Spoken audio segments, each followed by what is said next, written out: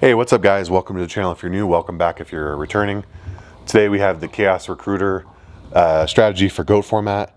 If you guys like GOAT format, Edison format, Tengu Plant format, Hat format, or any of those more niche retro Time Wizard formats, we do it all here, so subscribe to the channel. We appreciate you.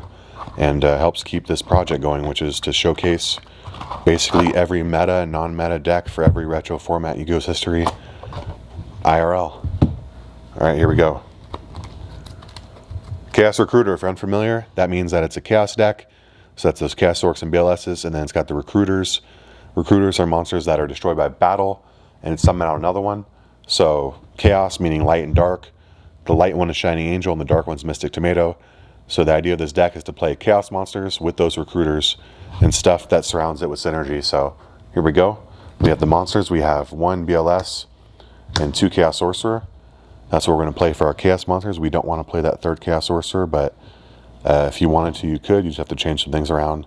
In my opinion, it becomes a little bricky, unless you have more discard power or ways of like turboing out lights and darks in your graveyard, which we don't.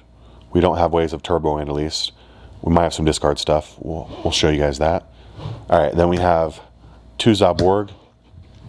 Zaborg is inherently a little better in Recruiter decks because the odds of you having a monster when it passes back to your turn is a bit higher, because if they destroy your monsters by battle, you're going to get another one. So Zaborg becomes a little more valuable in that regard and a little easier to summon out.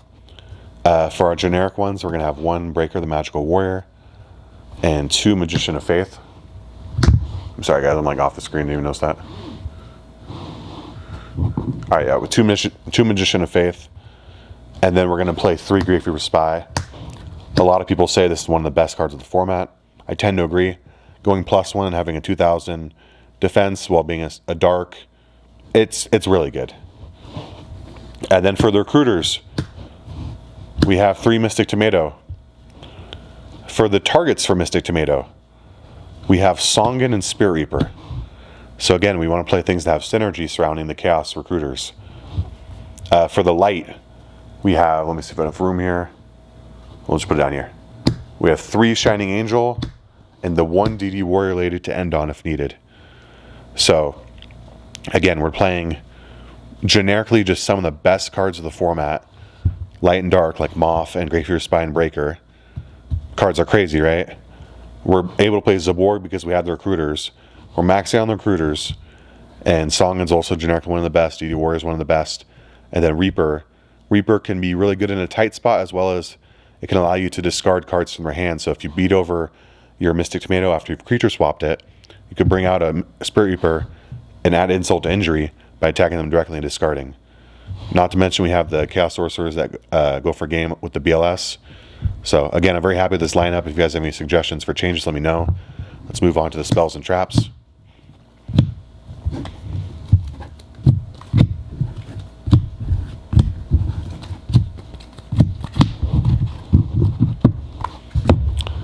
Alright, for the spells, like I said, we got your car keys, your wallet, and your phone. You don't leave home without them. You got to play Pot of Greed, Graceful Charity, and Delinquent Duo. Cards are absolutely insane. Pluses, off rip. This one has a cost, but even then, who cares about 1,000 life points if you're ripping two from your opponent's hand? Yep, nothing more to say about them. Let's not waste any more time. Move on. One Snatch Steal, again, crazy one of. One Premature Burial, being able to bring back a Zaborg or properly summoned Chaos Monster or a Recruiter. Just feels really good. Sorry guys. Then one Heavy Storm, one MST. You really want those plays to go off. So that works out very well for us. We are not playing too many traps.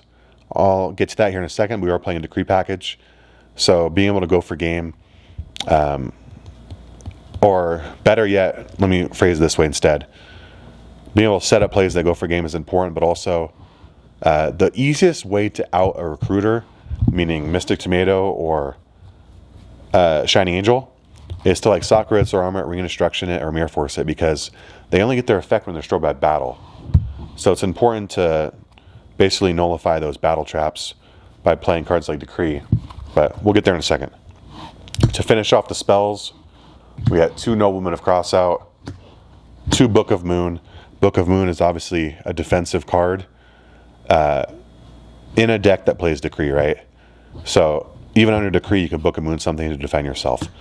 I particularly like Book of Moon in decks that do that. And then we're playing 2 creature swap. Absolutely mandatory in a deck that plays 6 recruiters plus a Songan. Being able, or even a Moth, flip it, add back a spell, then give it to your opponent. Spy, get a +1. Yeah, there's a lot of value in creature swap in this deck. But if you guys are unfamiliar with basically what you do, you would give them a recruiter, like a tomato or a shining angel, and then you would attack over it. It would go into your graveyard, and then it would trigger its effect, and you would get a monster off of it, while simultaneously taking one of their good monsters. So creature swap in a deck with a lot of recruiters is always a good move. All right, we are playing the 3 Royal Decree. I'll just put those down to start with. Even though we're playing Royal Decree, I've opted in this deck to play the best one-ofs. I mean, if they're dead, they're dead, but we don't really put too much emphasis on battle traps anyways, like I said, because we have the recruiters. The logic behind that is the fact that why would we play Socrates armor when we get value out of them attacking us, right? Usually when you destroy somebody's monster, you go +1, right? But we get a monster off of it, so it's not as detrimental to us. Plus, we can bring out like a Reaper or a Songan or a DD Warrior Lady. It allows us to get a lighter Dark Engrave, which is our whole idea behind summoning out our big monsters. So we'd rather not protect them. I did opt to play these 3 just because they're that oh shit button in case anything happens. Obviously, they don't work under Royal Decree, but if you didn't want to play traps at all, you could just play another Book of Moon, like 2 My Body as a shield, and I don't know, Lightning Vortex or something to help get lights and darks in the grave. Figure it out, but or you don't even have to play these. You can play something else. But yeah, let me know if you have any suggestions down below. Appreciate you guys' input on the decks, and we'll see you in the next one. Peace out.